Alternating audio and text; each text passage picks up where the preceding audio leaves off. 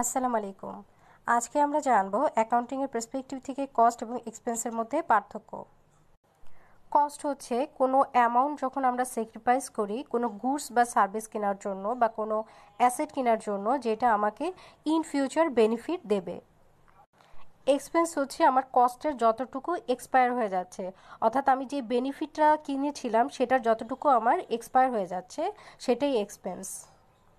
ধরুন আমি 20 লাখ টাকা খরচ করেছি, অর্থাৎ স্যাক্রিফাইস করেছি কোনো গাড়ি কেনার জন্য।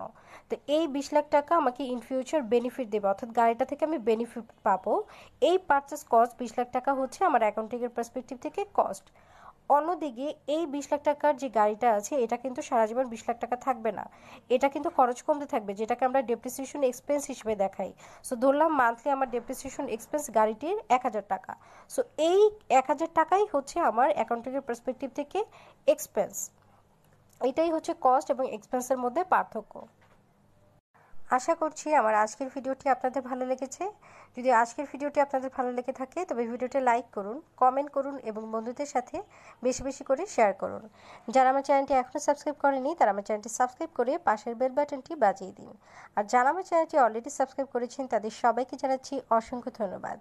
আমাদের আগের ভিডিওগুলো মিস করে গেলে নিচের ডেসক্রিপশন বক্সে যান, সেখানে আমাদের আগের ভিডিওগুলোর লিঙ্ক খুঁজে পাবেন। Thanks for watching.